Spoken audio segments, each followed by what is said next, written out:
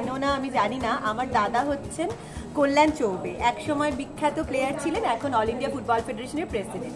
তো আমার দাদার অ্যাকচুয়ালি খাওয়া নিয়ে অনেক সমস্যা ছিল, সব ধরনের খাবার ওর চলতো না। তো আর আমার মা নিজে খুব বেশি রান্না করতে পারেন না, ভ্যারাইটি। মা অ্যাকচুয়ালি সিম্পল রান্না করতে চান, আর মা খুব প্র্যাগম্যাটিক। মা মেয়েদের বেশিক্ষণ রান্নাঘরে থাকাও পছন্দ করেন না, ঠিক আছে?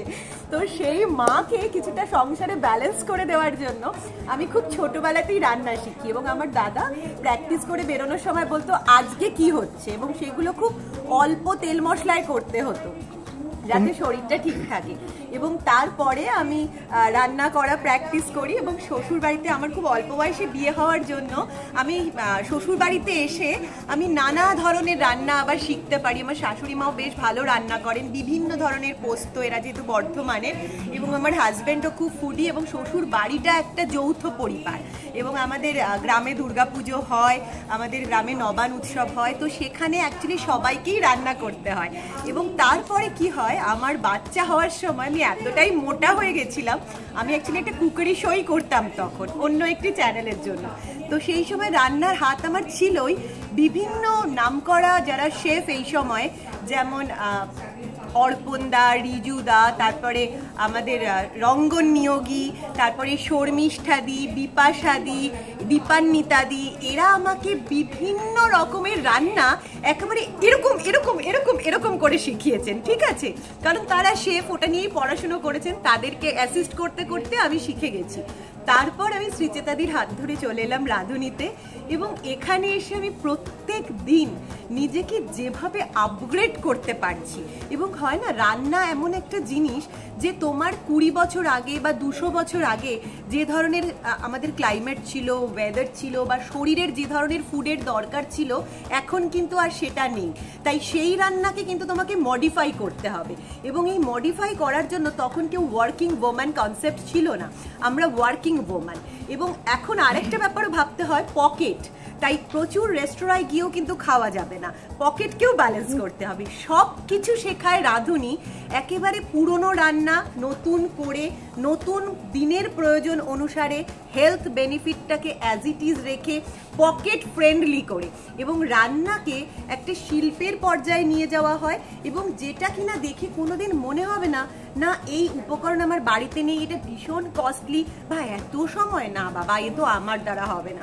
এই সব কিছু রান্না কনসেপ্টটাকে একেবারে তোমার হাতের মুঠোয় এনে দেওয়ার জন্য কিন্তু রাঁধুনি আমাকে ভীষণ ভীষণভাবে হেল্প করেছে এবং আপগ্রেড করতে সাহায্য করেছে। শীতকাল চলছে, শীতকালে কি কি এপিসোড আসতে চলেছে? আরে বাবা, শীতে হিমের রসনা চলছে, আসছে বড়দিনের খাবার, ঘরোয়া পার্টির রেসিপি, এবং নানা ধরনের নতুন নতুন কনসেপ্ট, কচি কাঁচাদের জন্য রেসিপি, এবং শীতের ওয়েলকাম উইন্টার, নানা ধরনের দুর্দান্ত দুর্দান্ত নাম দিয়েছেন আমাদের ডিরেক্টর পম্পিদি।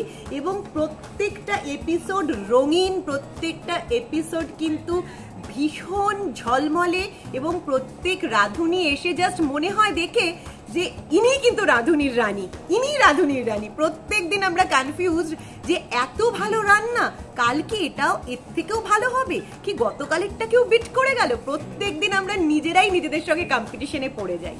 কি কি রেসিপি নিজে শেখা হয়েছে রাঁধুনিতে? রাঁধুনিতে এসে শিখেছি হিমের বিরিয়ানি, একেবারে অয়েল লেস বিরিয়ানি, তারপর লটি মাছের পায়েস, এবং তাছাড়া যেটা শিখলাম স্টাফড মাশরুম শিখেছি, এবং বাটা পায়েস শিখলাম, চিকেন পেহলওয়ানি, এবং চিঙ্গারি চিকেন, নিত্য নতুন তাদের রান্না হ্যাঁ বেশ ভালোই ট্রাই করছি।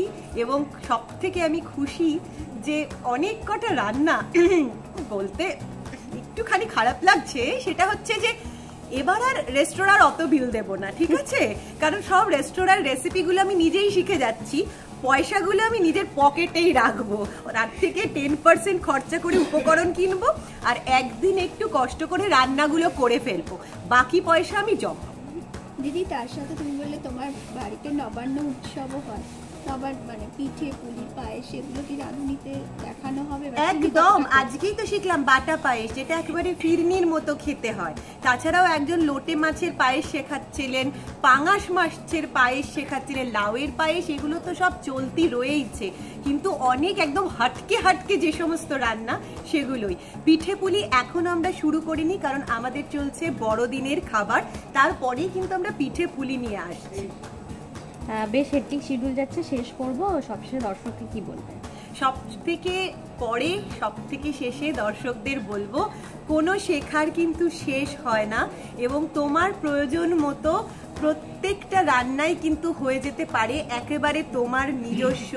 প্লিজ প্রত্যেক দিন রাঁধুনি দেখো, এবং রাঁধুনির অনেক কটা সেগমেন্ট রয়েছে, যেমন অনলাইন কন্টেস্ট রয়েছে, সেখান থেকে তুমি একটা উইন করলে চলে আসতে পারো রাঁধুনিতে, অডিশনের মারফতে চলে আসতে পারো রাঁধুনিতে। তারপরে আমাদের যে প্ল্যাটফর্ম 8 রয়েছে সেখানে কথাবার্তা বলে এবং সেখান থেকেও চলে আসতে পারো। ফেসবুক পেজ রয়েছে রাঁধুনি-আকাশ আর্ট, সেখানেও বিভিন্ন কন্টেস্ট চলে আসতে পারবে।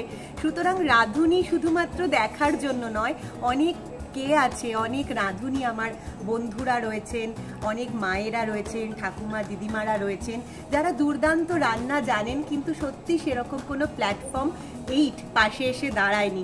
তাদের জন্যই কিন্তু প্ল্যাটফর্ম 8-এর রাঁধুনি। তাই শুধু দেখতে বলবো না, অনেক রাস্তা আছে রাঁধুনিতে আসার। প্লিজ চলে এসো, আমার রাঁধুনির হেসেলের রাঁধুনি হও। রাঁধুনির হেসেল তোমার জন্যই ওয়েট করছে।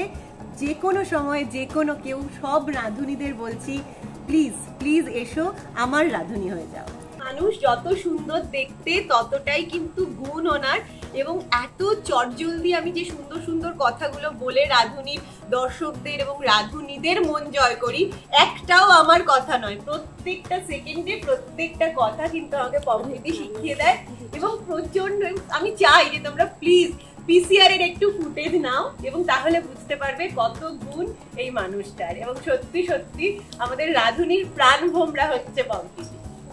সব কথা আমি শেখাই না।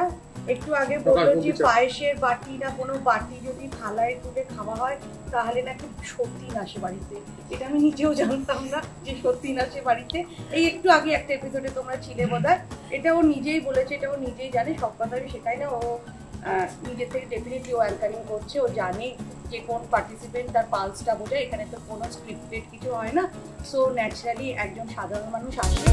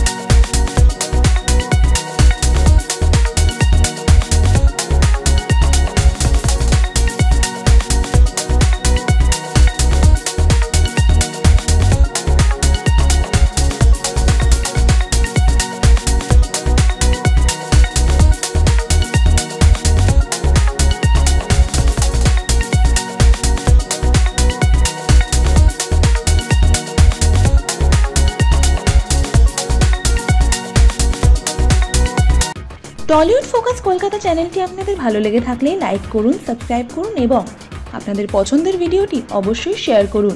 Tollywood focus Kolkata.